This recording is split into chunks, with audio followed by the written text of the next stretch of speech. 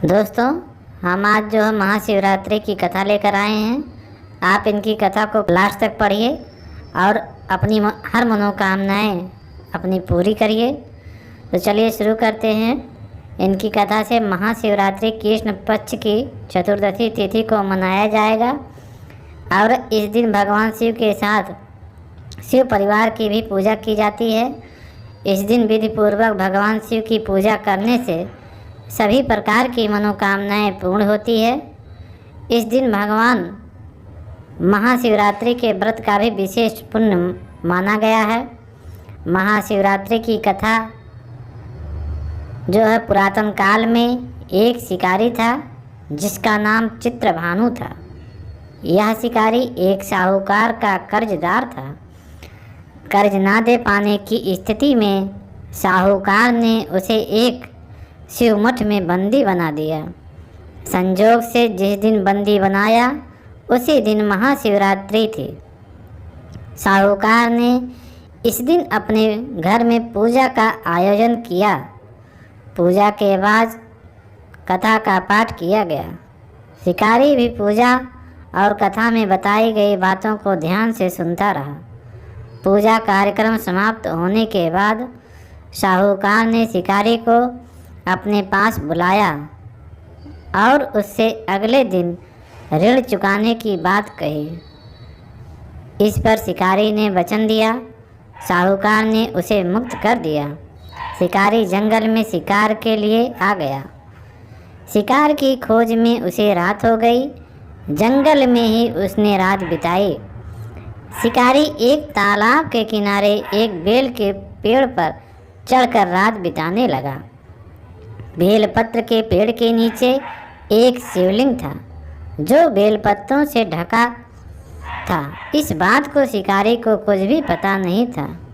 आराम करने के लिए उसने बेलपत्र की कुछ शाखाएं तोड़ी। इस प्रक्रिया में कुछ बेलपत्र की पत्तियां शिवलिंग पर गिर पड़ी। शिकारी भूखा प्यासा उसी स्थान पर बैठा रहा। इस प्रकार से शिकारी का व्रत हो गया। तभी गर्भणी हिरणी तालाब पर पानी पीने के लिए आई। हिरणी को शिकारी ने देख लिया और तभी शिकारी ने धनुष पर तीर चढ़ाकर हिरणी को मारने की जैसी ही कोशिश की, वैसे ही हिरणी बोली, मैं गर्भ से हूँ, शीघ्र ही बच्चे को जन्म दूंगी। तुम एक साथ दो जीवों की हत्या करोगे, यह उचित नहीं होगा। मैं अपने बच्चे को जन्म देकर शीघ्र ही तुम्हारे पास आ जाऊंगी, तब तो मेरा शिकार कर लेना। शिकारी ने तीर वापस ले लिया। हिरणी भी वहाँ से चली गई। धनुष रखने में कुछ बेलपत्र पुनः टूटकर शिवलिंग पर गिर गए। इस प्रकार उससे अनजाने में ही प्रथम प्रहर का पूजा पूर्ण हो गया। कुछ देर बाद एक और हिरणी उधर से निकली।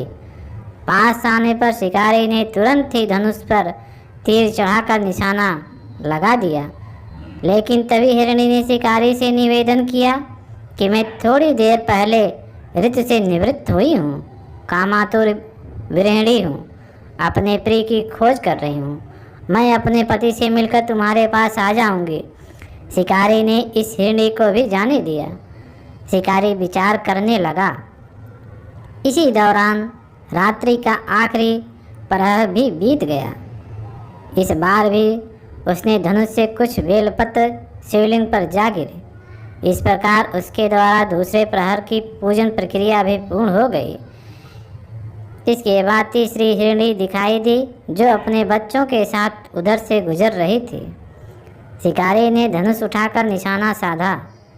शिकारी तीर को छोड़ने वाला ही था कि हिरणी बोली, मैं इन बच्चों को इनके पिता को सौंप कर लौट आऊँगी, मुझे अभी जाने दें। शिकारी ने ऐसा करने से इनकार कर दिया। उसने बताया कि दो हिरणी को मैं छोड़ चुका हूँ। हिरणी ने कहा कि शिकारी, मेरा विश्वास करो, मैं वापस आने का वचन देती हूँ।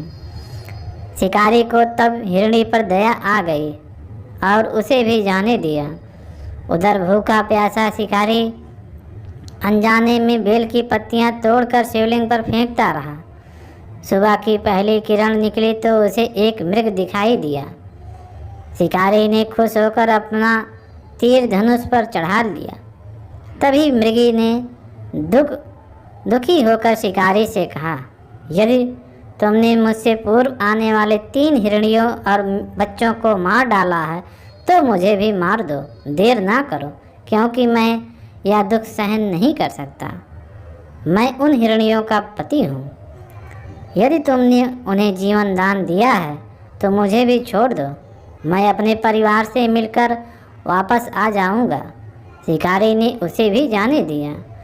सूर्य पूरी तरह से निकल आया था और सुबह हो चुकी थी।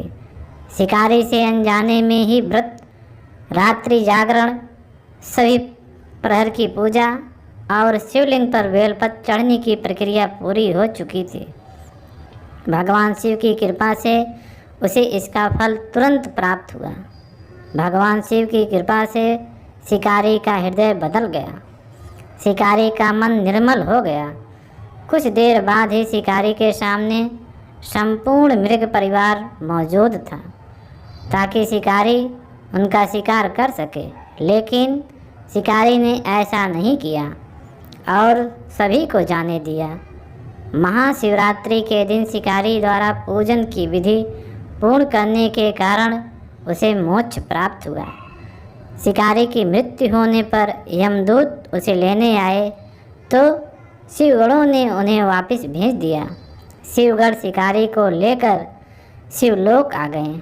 भगवान शिव की कृपा से ही अपने इस जन्म में राजा चित्रभानु स्वयं के पिछले जन्म को याद रख पाए और महाशिवरात्रि के महत्व को जानकर उसका अगले जन्म में भी पालन कर पाए।